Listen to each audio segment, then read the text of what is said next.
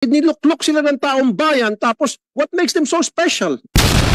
Samantala yung mga bumoto sa kanila, dumadaan sa proseso, dumadaan sa butas na karayom, tapos itong mga niluklok na mga ordinaryong tao, ito ang bibigyan ng super VIP treatment? Heck no. Araw-araw pala, marami nakakapuslit. Tama sir? Tama po. Na itong mga pasahero na papuntang abroad na gamit ang isang private o chartered plane, dumaan sila sa the same process na dinadaanan ng mga regular airline passengers tulad namin. Because these people are given VIP treatment. Pakinig ka sir. Galing sa kanyang kotse, SUV o limousine yan, pasok sa gate, diretso sa tarmac, akyat sa aeroplano. Darating yung CIQ, customs, immigration, quarantine. Titingnan lang yung passport mo ka. Wala man ng inspeksyon sa kanilang mga gamit. Walang frisking. Walang gadget. Ang gamit cellphone namang Viber. Titingnan, pakicheck na ito kung itong si ganitong passport number, okay ba ito? Tatawag, okay yan, okay, go. Opo. Walang CCTV. Hindi sila dadaan sa CCTV. So that's why I'm telling you, I want a processing center. Araw-araw kita patatawagin dito pag hindi ito natupad by end of the year or at least next year.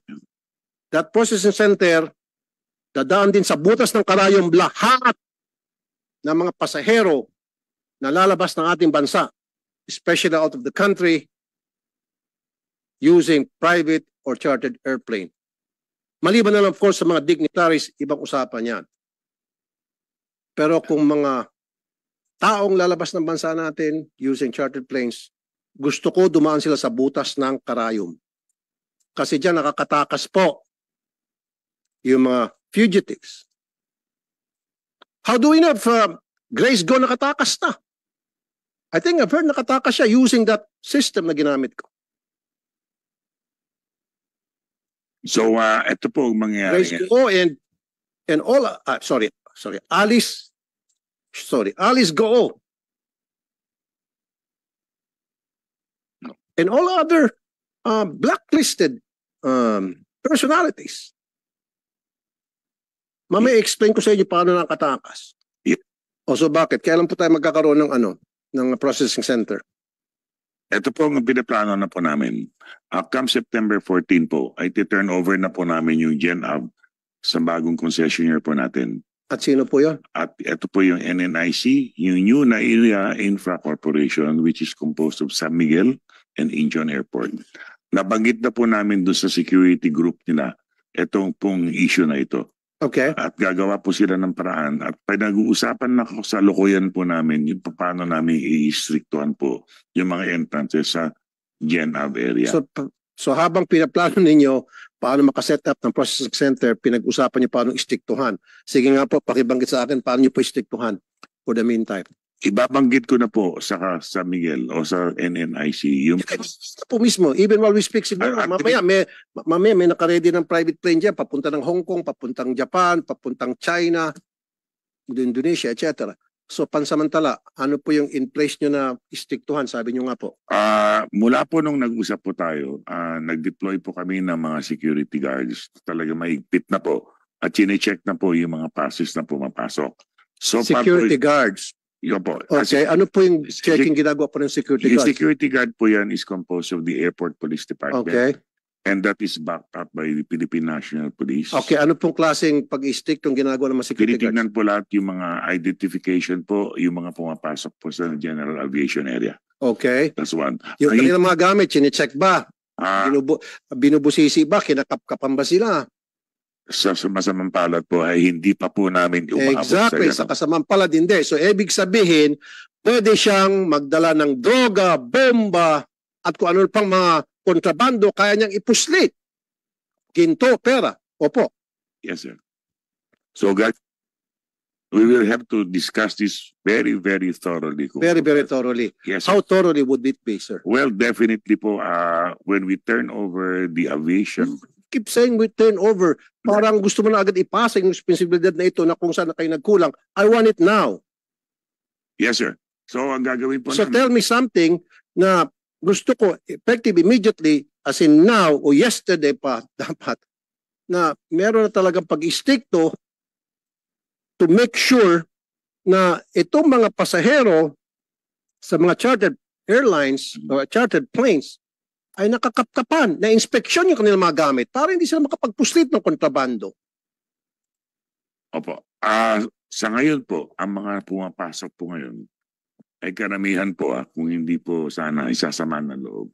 Hindi ko sasama ng loob. Hindi alam ko po. Banggitin niyo lang po sa amin. Pagkat ito po ay mga tinatawag natin mga medyo mga VIPs po natin nasa gobyerno po. VIP sa gobyerno. Sino-sino po ito? Huwag kayong matakot. Well, anyway, Anong pangalan po itong mga taga-gobyerno? Go ahead, mention their names. ibabanggit ko po sa inyo. Bigyan niyo po sa aking listahan kung natatakot kayo. Hindi naman po. It shouldn't be kasi lalo itong mga taga-gobyerno, niluklok sila ng taong bayan tapos what makes them so special?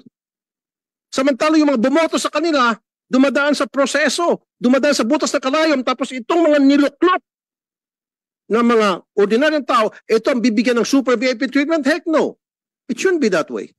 Anyway po, we will have to review again po immediately yung mga sinasabi po nyo at isa-center na po namin. Kaya nga sir, so give me a game plan. Paano niyo po Yes, sir. gagawin yon? I Yes, want sir. to hear it now. I want the public to hear it. Ano po yung plano para masiguro kasama din po sa national security yan. Yung sinasabi nga kanina, para hindi makalabas-masok ang mga taong blacklisted, ang mga criminal, whether domestic or foreign, in and out of the country gamit ang ating mga airport through chartered airplanes or private airplanes. Dalawang gate po yung National security itong pinag-usapan natin. Yes, sir. Dalawang gate po ang ating pinababantayan mo ngayon.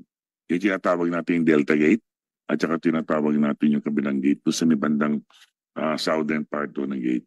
Kaya ngayon ang gagawin po namin ngayon is itatayo na po namin yung processing center. Okay. Ang customs po naka-ready po mag-deploy ng mobile na pang-x-ray po No, nila. gusto ko po yung processing center dahil one, Yes, sir. parang katulad ng sa regular Yes, sir. passengers. Yes, sir. Magkakaroon ng processing center para i-check sila, i-x-ray yung kanilang mga gamit, and then two, dadaan din sila sa isang immigration booth, Yes, sir.